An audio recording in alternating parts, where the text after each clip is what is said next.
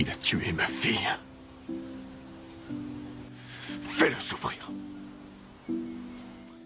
Qui n'a jamais été contrarié, qui n'a jamais été blessé par un être cher, qui n'a jamais été trahi par un proche. Bien sûr, tout le monde a déjà été contrarié. Et il arrive que lorsque la blessure est trop profonde, on a du mal à pardonner. On se dit hors de question de pardonner.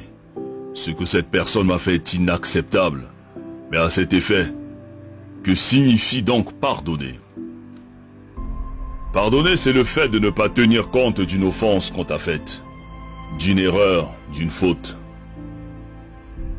C'est le fait de renoncer à punir, de renoncer à se venger, de renoncer à rendre le mal par le mal. Seulement, il n'est pas facile de pardonner à une personne qui t'a fait du mal. Surtout si tu croyais en elle, que tu avais confiance en elle. Tu préfères la garder prisonnière et tu refuses de lui pardonner.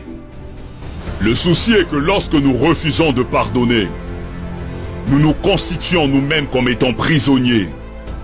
Et on commence à développer la haine, à développer l'amertume, à cultiver la jalousie et à cultiver la rancune.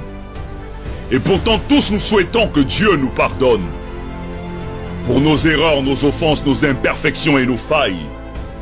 Mais nous refusons de pardonner les fautes des autres, comme si nous n'avons jamais fait du mal à personne, comme si nous étions irréprochables.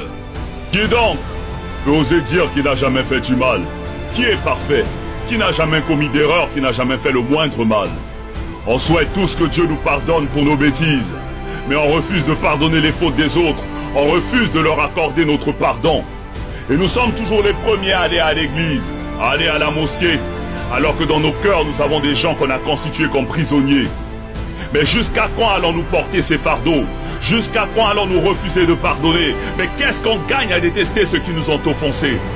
Parce que celui qui pardonne est celui qui a décidé d'avancer. Celui qui pardonne est celui qui a décidé de se libérer. Celui qui pardonne a fait le choix de donner un cadeau à quelqu'un même s'il ne le mérite pas. Parce que la rancune est une lourde pierre que celui qui pardonne n'a pas envie de transporter. Quand tu décides de pardonner, tu le fais d'abord pour toi-même. Tu le fais pour avoir la paix. Tu le fais pour avoir la tranquillité. Tu le fais pour être libre. Parce que celui qui refuse de pardonner est un meurtrier qui s'ignore. Pardonner, ce n'est pas oublier, ni cesser d'aimer, mais c'est se libérer d'un fardeau, c'est se soigner, c'est relever la tête, c'est prendre son chemin avec le sourire pour avoir un meilleur lendemain. Pardonnons à toutes ces personnes qui nous ont blessés. Pardonnons pour que le Tout-Puissant à son tour puisse nous pardonner. Pardonnons pour être au-dessus de ceux qui nous ont contrariés. Pardonnons pour retrouver la paix et progresser.